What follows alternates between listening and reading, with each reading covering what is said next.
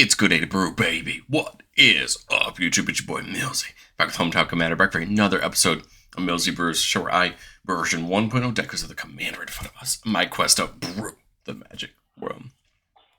You know the motto, baby. It's ABB. Always be brewing, and that's what we're back to do today. The deck list is going to be down in the description for you below. As well as I'd really appreciate if you could interact with the video, like, comment, subscribe, consider checking out those links in the description. I'd appreciate it. But today, we're trudging through week 2 of Aether Drift content, and today we're taking a look at Captain Howler C.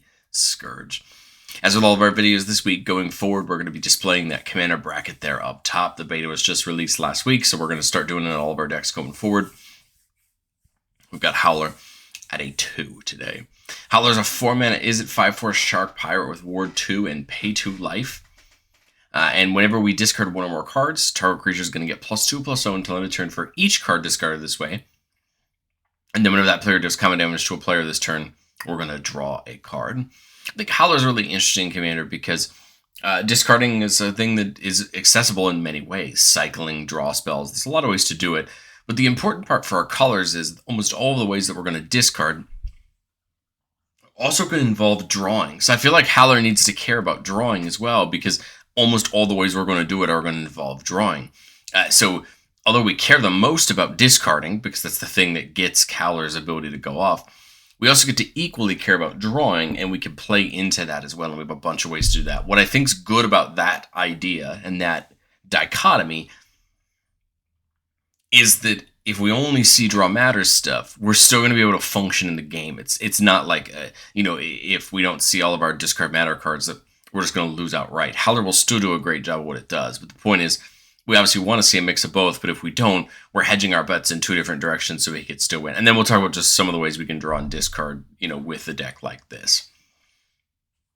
But as far as discard matter goes, I mean, there's a lot of interesting creatures in our colors. We have Bralin Sky Shark Rider from way back in C20. Whenever you discard a card, you put a counter on it and deals 1 damage to each opponent. This is a really good effect because this is actually going to deal some chip damage right into your opponent over the course of the game. You see this very similar to something like Glinthorn Buccaneer beside it. Whenever you discard a card, deal a damage to each opponent. So you could see the damage on top of Howler buffing our creatures and the other things that we can have access to. How a Buccaneer does present an option to use mana to pay to discard cards to draw a card only while it's attacking. We aren't playing the normal combo that exists with Glinthorn in this scenario, but we are going to be able to still hopefully get some of that damage to stack up over the course of the game. Avora Insatiable Air makes us a blood whenever it comes in or whenever it deals damage to a player, but it is going to grow every time we discard a card, again, allowing it to become a threat mid to late game. Same thing with Marauding Mako and Scrounging Skyray, growing as we discard cards and becoming threats, down the mid to late game. Real the Emperor is interesting. This is for my Ikoria, and of course makes sense, a set that also cared about cycling. It gets +1/+0 for each instant sorcery card in your graveyard, which is going to be a decent amount. A lot of our draw spells are on instants and sorceries. But it says whenever you discard one or more cards for the first time each turn, you get to draw that many cards. This is interesting because now, let's say I play a Faithless Looting, right? Draw 2, pitch 2. It turns into a draw 2, pitch 2, draw 2. Right, and so you guys see the mechanics here of making our draws even better and having our draw matter stuff matter even when we're discarding, right? And this is where this marriage of the two I think works so well. If things like Surly Badger Sword, whenever we discard a creature card, we get to put a counter on it. Whenever we discard a land card and make a treasure, and whenever we discard a non-land, non-creature card, we can fight up to one creature we don't control. So this is a threat, right, to our opponents as we're pitching things to grow it, make treasures, and another great discard outlet. Artist Talent may look odd, but it kind of fulfills everything we want. So on the first part, it says whenever we cast a non-creature spell, we can pitch a card if we do a draw card. Here's just access to more discards per turn. Level 2 is going to reduce the cost of our spells. And then level 3 says if a source we control would deal non-combat damage to a player or a permanent they control, too much, that much instead. So that'll increase our, damage from those guys that ping out, and can still be very useful in other ways as well. And then Drake Haven. Whenever we cycle or discard a card, we can pay 1. If we do, we make a blue Drake. So if we have extra turn, if we have a bunch of extra mana laying around a turn and only one thing to play, only one windfall to play or something like that, we could dump some of that mana into the Drake Haven and still go wide while still discarding. The draw matters. I think a lot of these are going to be segmented in drawing your second card each turn. We're going to almost always fulfill this every turn. So those are the cards we want to see. Landra Skydreamer makes the Drakes. Homunculus Horde gets to copy itself. Teferi Temple Pilgrim is an interesting card, I think, for me, because whenever you draw a card, you put a loyalty counter on it. Its -12 can be fairly brutal to pick an opponent and really just hose them, but it makes 2/2 spirits that can then grow whenever we draw a card. Again, becoming threats as we're doing our draw 2 pitch 2s. If we're doing our windfalls or we're pitching our hands and drawing 7, you start to have real threats come onto the board to use Howler's effect on or to use Howler's effect around. Min and Mischievous Mystic, again, both second draw for the turn you do something. Again, the whole point is here to get at least one of them if we can, if not more. The Locust God's going to make us insects whenever we draw a card with flying and haste. We can paint it to draw and then discard. But again, the point is you're making those locusts or those insects that can then be threats to your opponents. Ominous Seas just gets a counter whenever we draw a card, and we can remove 8 of them to make a Kraken. The hope is that if we can get this down, we can start getting it to grow and making those Krakens, right, a real threat. Profs is really fun. When it comes in, you draw a card, no maximum hand size, and at the beginning of combat on your turn, if you draw on one or more cards this turn, you can put counters on a creature where X is the number of cards you draw on this turn minus your starting card. This could be really helpful on a turn where we windfall or use multiple draw spells to get a buff, going into combat on a flying creature or something like that to get some big damage in. Then Wizard's class starts us off with no maximum hand size. We get to level 2, we get to draw 2, and then on level 3, whenever we draw a card, we put a counter on our creature we control. So again, stacking these draw matters effects to be beneficial for us. This is the part of the deck where I think you're going to find your niche, you're going to find the cards you like. And so I'm just kind of trying to run the gambit in the deck. I think in testing, we would really determine which of these effects we want the most. We have things like Magus of the Wheel and Change of Fortune, where we're pitching our entire hand and we're drawing a fresh amount. Magus of the Wheel is going to automatically hit a 7. Change of Fortune draws us for each card we discarded, so there's a potentiality to be big or small. Careful Studies just draw 2, pitch 2, and we have a lot of these style abilities. Faithless Looting is a draw 2, pitch 2. Seize the Spoils and Grab the Prize are a pitch 1, draw 2. But the pit, so you still have the pitch there for the Howler, and both of them have an upside. Seize the Spoils gives you a treasure. Grab the Prize can damage our opponents, which is nice for the purposes of other abilities. But again, pitch 1, draw 2. Demand Answers, same thing. Pitch 1 or second artifact, draw 2. Frantic Searches, draw 2, then pitch 2. And we get to untap up to 3 lands, so you're getting a benefit on the top side there. And then just like, Magus of the Wheel, you have Windfall. Everybody pitches their hand, draw cards equal to the greatest number of cards discarded. So again, probably on average pitching 3 or 4 cards, maybe refilling your hand depending on what people had. And now you have a potentially big Howler trigger that you're dealing with. It's easy to gloss over this section because the truth is they're all kind of bread and butter draw spells. But the truth is, do you want to go more towards the windfall side of things where you're trying to have everybody mass discard their hand? Or do you want to pick up the more incremental things on the Frantic Searches and the Faithless Lootings and the things like that? I think we just got to find our niche on the discard spells. And I think we'll find good success in the long term. But I've said it before on the show, and I'll say it again. No deck's ever complete. This is my version 1.0 shot at Howler. And I think there's a lot in learn to testing. Again, that discarding. Or do we need more evasion? Maybe we can find more evasion to make Howler a harder threat to deal with. Maybe it can threaten commander damage with something like Wing Boots or some unblockability. We do have unblockability in the deck. We are playing a couple ways to do that. The answer is, do we need more to make even Howler a threat? Thought Prefabricator is just representing more second card, effects that happen when we draw a second card a turn. And then Malcolm's just an example of something that can allow us to pitch a card. Now, the problem with Malcolm is it's going to happen after we've already dealt combat damage, so Howler's ability is a little bit worse, but Malcolm can start its way up to casting things for free, which is another option. It's just there's probably more discard effects we can look into, or ways to discard cards that we can look into there. I think we've got a good base. The question is just finding the ratios and finding that. But let's get into our playtest. Remember, the goal of our playtest is not to find Magical Christmas Land. It's not to decide the best plays that our deck can make. It's to learn how to function our deck in the early turns so we can set up our game plan and get the party rolling. Here we're keeping a 3-lander with Key to the City, a way to make a creature unblockable and discard at the same time. Beautiful. NT says whenever we attack, we discard a card. When we do, we put a counter on attacking creature and it gets trampled. Really great, especially with whatever Howler is giving its buff to. And then whenever we discard one or more cards, we exile the top card of our library, and we can play that until our next end step. Alondra for that second draw. Then Eris may look odd, but it's a 10 mana card that gets 2 cheaper for each mana value among instant and sorceries in our graveyard. And then whenever we cast our second spell each turn, we get a 4/4 dragon. It was just here as a way to give a different option for going wide. You know, I think Eris should be pretty easy to get down some games. But here, all right, so the Frostboil can come in untapped, and we know that Sulphur Falls can come in untapped now because of that island. The question is going to be, what do we do turn 2? We see the Swashbuckler, which gives our vehicles haste. Whenever we attack, if a vehicle and a pirate attack this combat, we can draw 3 and pitch 2. This is in here because we are playing a couple vehicles in the deck, like Jackdaw, that care about pitching our hand or doing something with discarding. So we're not playing a ton of them, but we are playing enough of them that it can be a threat. Even if I put something down this turn, we go what? NT into Swashbuckler or Key of the City into NT. Like, at this point, we're not really doing too much. I think I like getting the Key to the City down. Well, there's Avora, right? That's not bad. That's not a bad thing to get down. If we did Avora plus and then Howler next turn, right, we could tap this to discard something, give this a buff, give it the buff with that. That wouldn't be bad.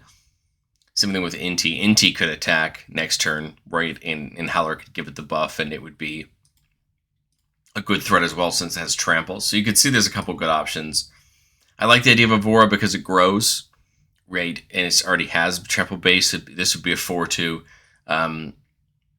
Whereas NT would end up being a 5/3 with trample. So you can see the kind of difference between the two semantically as we're looking at this. Avora has a better chance to grow quicker if we start discarding multiple cards a turn. Whereas NT is only going to technically get the one unless it does. So, I mean, we could do one of them, either of them. My thought is either of them next turn, play the Howler, use the Key to the City to make whatever it is unblockable, and get the profit. So we'll go NT. It just gives us an option to play some extra things. Yeah, I was going to say the Cephalid actually made it so that I could cast Howler this turn. I forgot that Forgotten Cave did come in tap, so I actually should have played that last turn. Right, I should have played that last turn. Then this turn played the Sulphur Falls to make sure that Howler can come in untapped. That was my fault, right? Key to the City. I think I'm willing to pitch Eris at this point. I think it's pretty much met its time there. So Howler will give the +2/+0 to NT. NT's going to attack. It says if we can discard a card if we do, put a counter on it. The question is, what are we discarding? I like Avora. I like the Swashbuckler, but maybe the Swashbuckler is the thing here. That is a little there. That's going to be +4/+0 because of Howler. I think this will give us 2 draws. I think those are separate triggers from the Howler. So this is a 7/3 with trample. And then we should have exiled 2, right? 1 for each of the times we discarded. So unfortunately, right, we're going to end up losing these to the NT. This is, I think, my only negative to NT is you just might lose cards. I mean, Wonder's great, and so is the timepiece to shuffle our graveyard back in if we lose too much. But anyway, we attack. Howler draws us 2. So we've got, the process getting the ball rolling. Here on turn 5, right, we know we're going to draw because of...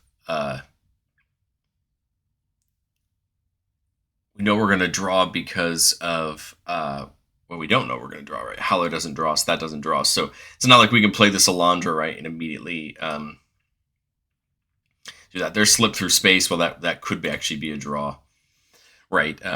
We could make Howler unblockable, get the Drake, and get Howler into some big damage. That's an option. Kaito lets us make a creature unblockable, draw a card, and then pitch. I think this is my only problem with NT is I feel like we're just going to lose a couple cards to exile here that I don't know that I want to give up. I think that's just the thing I keep coming to with NT every time I see it. So, all right. I think I'm playing Avora plus Kaito. I think we tick up Kaito, give the Howler unblockable. We get to draw and then discard. The Profs is pretty great. I guess we'll discard the Stadium. Inti goes off, showing us a land. And then Avora goes up a counter, right? Because we discarded a card. And then we don't have to tap the key, because the keys, I think, just going to end up leading to us exiling another thing that we don't want to already exile. But I guess it would get us more counters on Kaito. But we'll go to combat. I mean, Inti can attack, right? Howler, I think, chooses itself here, right? Because it's unblockable. I think we'll just take the unblockable attack. It attacks. Inti says we may discard a card. I'm going to choose not to, because I don't want to lose another card into exile that I can't cast. So this is just a 7/4 unblockable that's going to draw me a card. And then Kaito gets a loyalty counter because we did hit somebody in combat. Now we come back to our turn on turn 6. It almost makes me not want to play a land, especially if we're going to go deep this turn, right? Because we could hit a land off exile. But we have a way to make all 3 of these, 2 of them unblockable with the key and the Kaito. And then we could just go from there. So let's see. Actually, I can make all 3 of them unblockable, right? Because the slip through space could make Inti unblockable. This could make this unblockable. This could make... So everything here could be unblockable. But do we want to do that, or do we want to just have Howler be the threat and continue running towards commander damage? I think that's where we really have to determine. So let's slip Howler to make him unblockable. That's going to draw us a card. Then I think we'll go ahead and Kaito. We'll choose Avora on the Kaito to have it become unblockable at the end of the turn. We're going to draw a card, then pitch a card. I'll happily pitch an island. That gets a counter. This goes off, showing us the red cleaver. So we can the Reaver cleaver. We can play this until our end step. So we're only 1 mana in. So I'll play the Reaver cleaver, right? I just don't have enough to equip it this turn, but that's a-okay. And then I think I'm content with that. This is unblockable because of the slip. This is unblockable because of the Kaito. So we'll go to combat. They'll both attack. Only 1 discard this turn, right? So we'll give the buff to the Howler just to make it a commander damage threat. Inti says we can discard. If we do, we exile the top. I mean, the problem is we have 1 mana left this turn, so I don't see it being, too useful, especially with how much we're gonna. I guess we could. The risk is losing another thing, but at the same time, it's another counter we could potentially put on Captain Howler for better damage. So I think I'm going to do it this turn. We'll pitch We'll pitch an island, and that lucked out because we didn't play a land yet this turn. So right, we'll get to play that command tower main too. That's another counter on Avora. So this is a 6/5. That's an 8/5 this turn, and Avora is just a 4/4. Getting in for damage, they both get in, so Kaito automatically goes up to 8. We've still got a blocker left for Kaito. The Reaver Cleaver helps a ton, because now when, if we pick Howler and it gets it unblockable, right, we're getting treasures when it deals damage. And that's going to help us, right, with playing stuff off the Inti, right, a ton. So here, I'm again, no point in playing a land, because I don't really want to... If Inti gets us one, we're going to be discarding multiple cards this turn. I want to do that. Like straight up, I'm just going to equip Howler with the Reaver Cleaver. So that's 3. I've got 3 left. I'll tick up Kaito to give it unblockable. Draw a card. I'm going to pitch Anger. So now all my creatures have haste, but that was to be expected. And Inti pitches or exiles a Brass's Tunnel Grinder, a great card that can allow us to discard some cards and descend into a great ability on the backside as a land. But I've got 3 mana left. I like the idea of Key to the City just to dig a little bit deeper. We could make Avora unblockable. So let's do that. I'll pitch the Raceway. Well, I guess I'll pitch Proft. Exiles to the top, which is an offer you can't refuse. We'll go to combat. I'm sorry, that's a Counter there for props, and we got a counter for anger. Attack. I mean, the Inti can attack. We're giving all the buffs here to Howler because we're going to gain that much treasure, right? I think Inti probably can attack. I mean, maybe not on turn 7. I guess that's up to us. Maybe we leave it back. Attack here. Inti thing, I am going to do it. Because I want to get, well, I guess I'm getting the treasures back, so there's kind of no need to for it. So we'll just go and hit the Kaito. We'll get 2 more loyalty counters. We're going to net, what, 7, 9, north of 10 treasures? I didn't cover it exactly, but I think we're probably just rolling in the treasures at this point, right? We'll call it 11. I think that's about close. Pray Brandlin, play the tunnel grinder. I'll pitch the raceway to make sure a counter gets put on there. That triggers Inti. I think I'm willing to leave the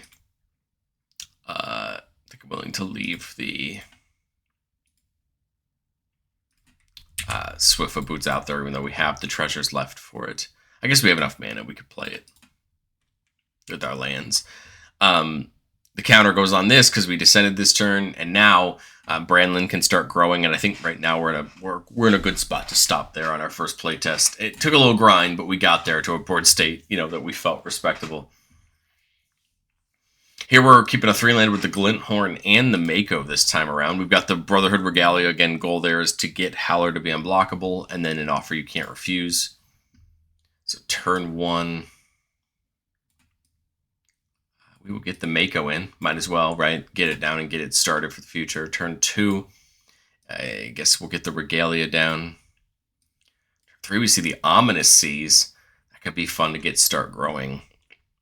And I also like the idea of getting Glinthorn down. But the truth is, if I get Glinthorn down this turn, and next turn I play the Howler, it's not like I can attach the Regalia to it. But if I get Greaves down this turn, right, then I could try to get Greaves down. I kind of think I want to do the Ominous Seas and just go from there.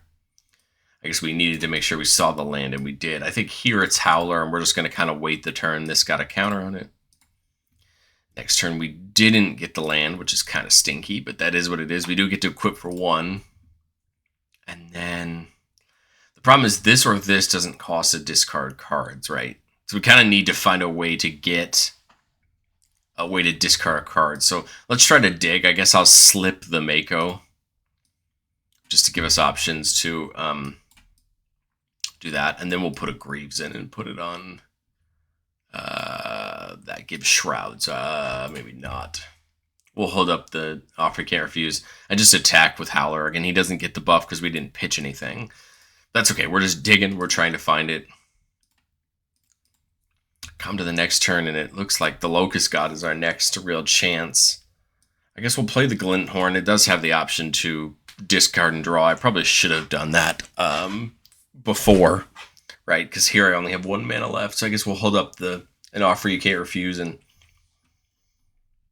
just attack with Howler again. Again, I feel like I messed up that sequencing just a little bit because that Glinthorn can discard and draw. Here, if I play this on the Glinthorn, I can't target it with Howler. I think Howler's content to target himself. My thought here is trying to protect Glinthorn from getting killed since its ability is so good, right? Move to combat, attack with deck with these two. I think the Mako is just going to be kind of a little bit of trouble. We'll activate Glinthorn to pitch the Anger, right? To draw a card. This puts a counter on the Mako. So he deals 1 damage to everybody, and we'll give Howler the buff, which will draw us a card, right? So, did I miss that last time around, or did we just not hit it? Maybe I just wasn't. Yeah. Maybe I just wasn't doing my triggers. But anyway, okay. Yeah, so good shape here. That is another counter on the Ominous Seas. Coming to R2, we see the Sanatorium, which can have everybody draw and then discard. But I think I like the... remember that with Glinthorn, as long as it's attacking, we can use its ability. So my thought process here is just attack with these two. I guess the Mako could attack. It's going to grow, right? Unless our opponents have a a threat for it. But I can activate the Glinthorn 3 times, and I think I'm going to do it. I'll pitch the timepiece and draw, counter, counter, give the Howler the buff. Pitch the study and draw, counter. We'll give the buff to the Mako because I can't give it to Buccaneer. It has Shroud, counter. And then we'll pitch the Lighthouse and draw, counter, give it to Howler. 3 damage got through with the Buccaneer. This is a 9/4 that's going to draw us 2. The Mako has a chance to potentially draw us 1, but I think we're drawing at least 2. And now, we could get Wizard's Class down on a future turn just to save ourselves a little bit of hatred on having to pitch down cards, right? I think we're in a good spot here. We can start taking the counters off for the Krakens. Kitsa can start copying us spells a future turn. The Locust God feels great here just to start making insects as well. I think I'd play like the Locust God next turn and just do the same thing. Try to use our mana for that. Doesn't feel bad. A little clunky still, but I think we got where we needed to be on that one. Here, keep it a 4-lander. Props. Timepiece can... Again, the goal of the timepiece is to get your graveyard back into your library in case you just go too deep on discarding. I think we'll just get a land in. Again, nothing we're going to do turn 1 here. Turn 2, we see a Fear of Missing Out, another creature that cares about discarding. Whenever it enters, we discard and then draw. And then when it attacks for the first time each turn, if we have Delirium, we get an extra combat. So I kind of like the Artist talent here just to get the discard option there. Ooh, there's the Faithful Suiting, but I kind of want... Right, I kind of want Howler to be down for us to really take advantage of it. We can discard a card if we do draw a card. I don't want to do it just yet, right? I think I really want to take advantage of Howler being down before we really start doing that. So turn 4, we get the Howler down. Turn 5... Ooh, Windfall's an interesting option. My idea was Reaver Cleaver plus Faithless Looting. Draw 2, pitch 2. Right. Remember, on cast, I can discard, and if I do, I draw. I like all the cards in my hand, but my thought process there is it would fill up my hand a little bit more for this Windfall, but I guess either way, Faithless Looting's doing it. It does actually lead me to more damage and actually more card draw, right? Because I'd go up to I draw and then discard. Howler would get +2/+0. Then the Faithless Looting would have me draw and then discard 2. So I'm up +6/+0, and I would draw 3 extra cards. So yeah, let's do it. Let's pitch the timepiece and draw. Then the looting goes off. Draw 2. There's another wheel. Pitch that. Props, I guess, because I think we're just going to look to probably Windfall right on a future turn. So attacking here with Howler, it's at 11, 12. I'm getting 12 treasures for hitting with him if he does get through. If there's anybody that blocks it, we'll get less. So let's say we get something like 9. And we draw 3. We'll pitch a mountain for turn. Then we come here to turn 6. The Windfall's feeling like a really cool idea at this point. I could do it plus the Buccaneer, but my other gut almost tells me, is it worth going like Buccaneer, Fear of Missing Out, doing this discard draw just to get another round or 2 of that this turn? Because Windfall, I'm pitching 6. Right now, and I'd have a chance to draw 7, but now Howler's getting +12/+0, so we'd be at an 18 this turn with Trample, and potentially a chance to knock our opponents out. I guess Artist Talent could make it 20.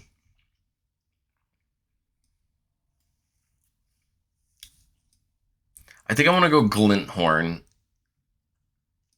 and then I think I'm going to try the Unexpected Windfall first. So that's 2 extra mana. Let's pitch the island, draw 2, make 2 more treasures. I pitch the island, so that's 1 trigger here, and then Glinthorn deals the damage to each opponent. think I missed my land drop next turn. There's the Badgersaur, so that might be worth trying to put down, right? Instead of pitching it away. And now I could Windfall. I'm pitching 4, but I kind of like the idea of Fear of Missing Out, because remember that now Fear of Missing Out would allow Howler to attack twice, potentially, right? Being a real threat to our opponents. So I'm thinking Fear of Missing Out, pitching the Chaos Warp and drawing. That would mean a fight from the Badger if I want it. Another +2/+0 here.